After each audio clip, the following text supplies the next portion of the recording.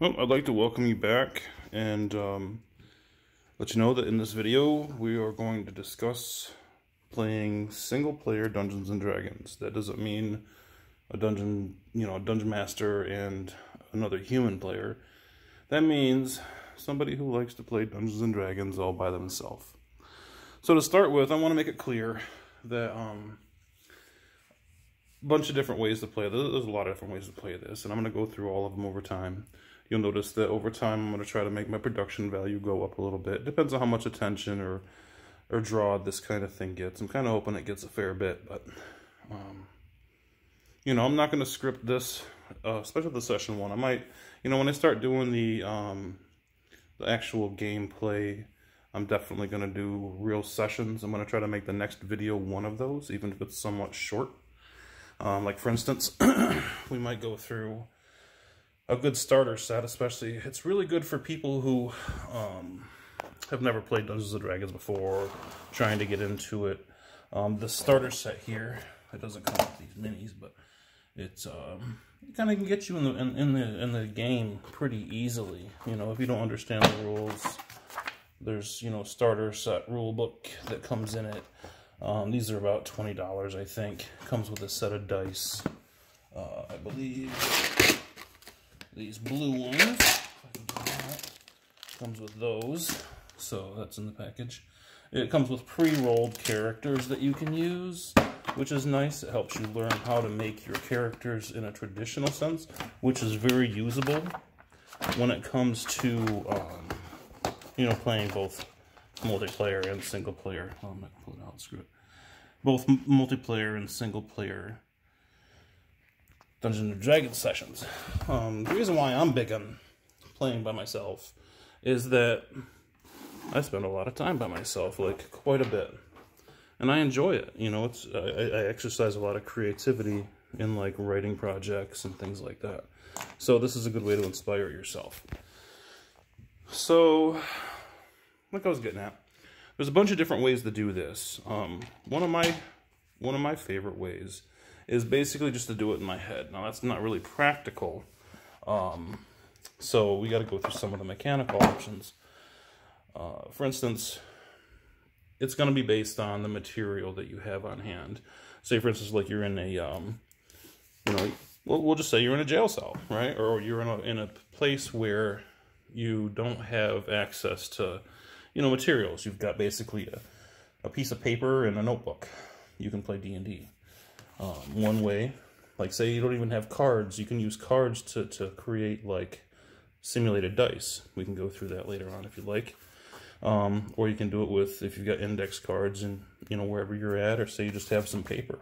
You just sort of make a way to where you have, say, 1 through 10 on little chunks of paper, put them in something that you can't see, be fair, mix it up, and just sort of do your dice rolls that way.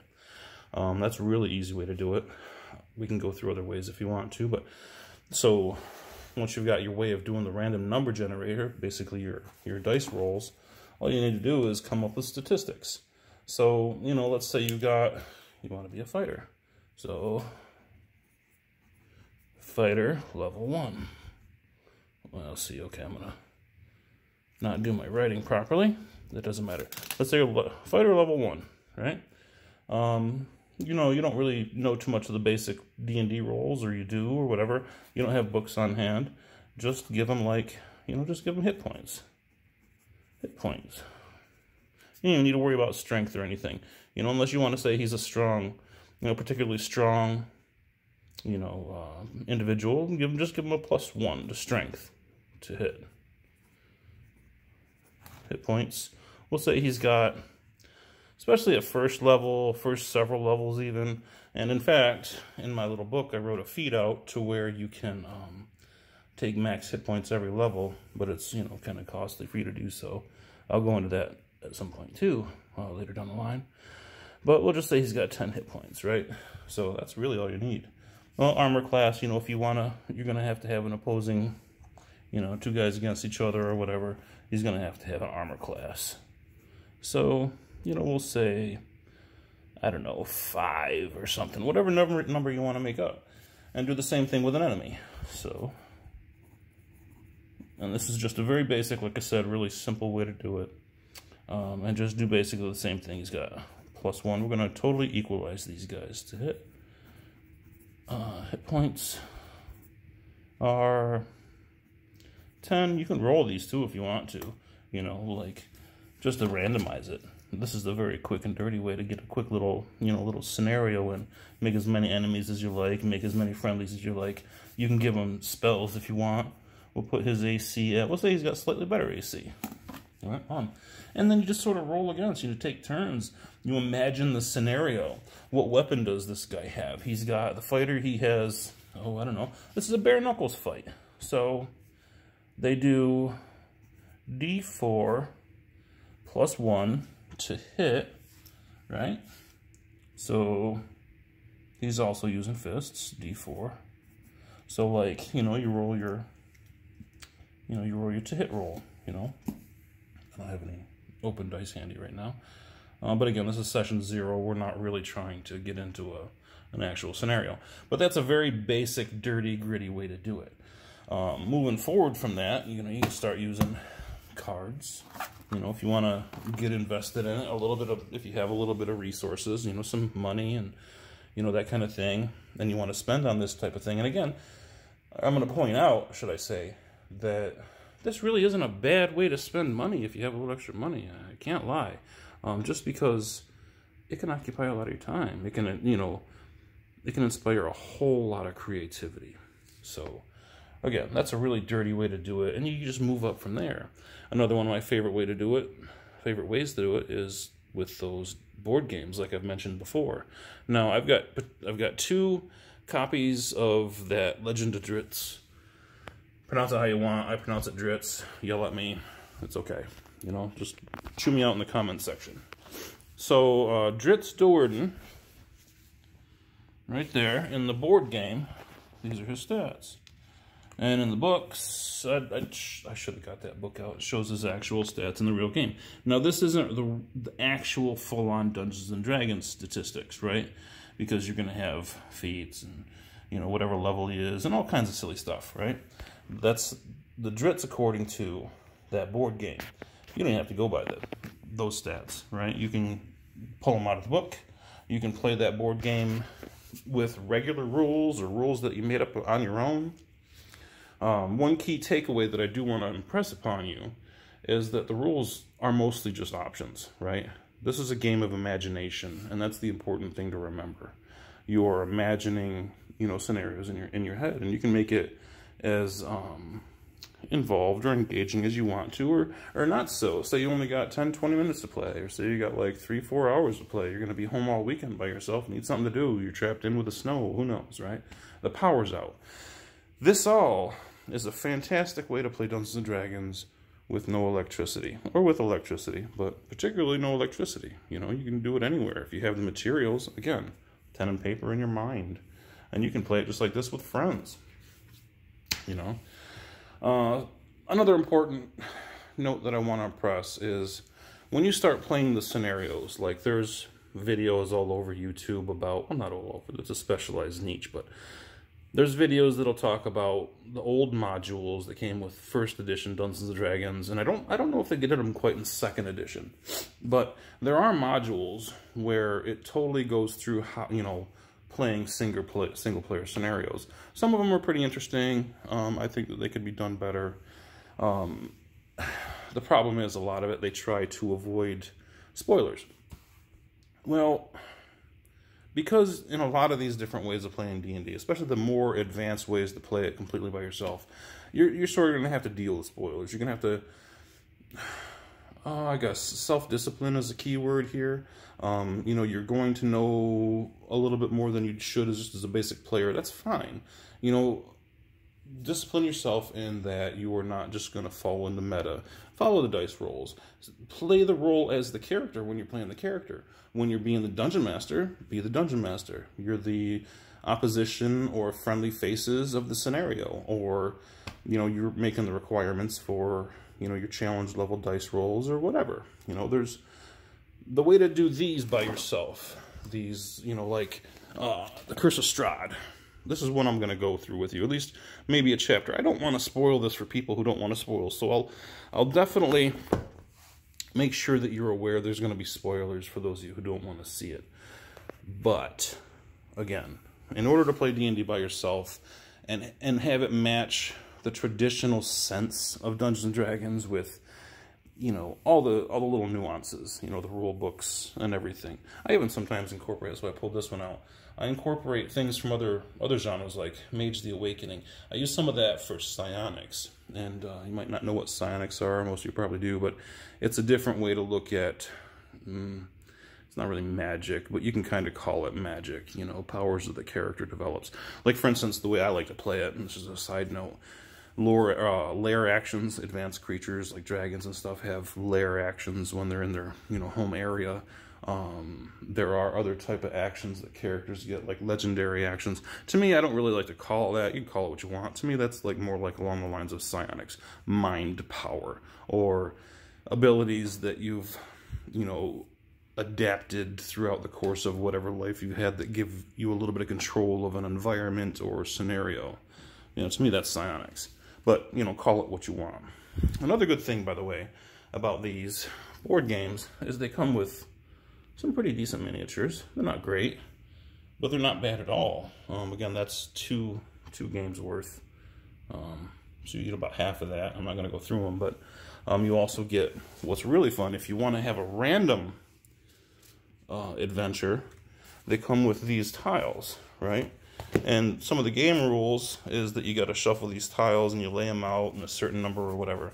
That's based on like the adventure booklets that come in these. I know it's upside down, but whatever. They have little rule books.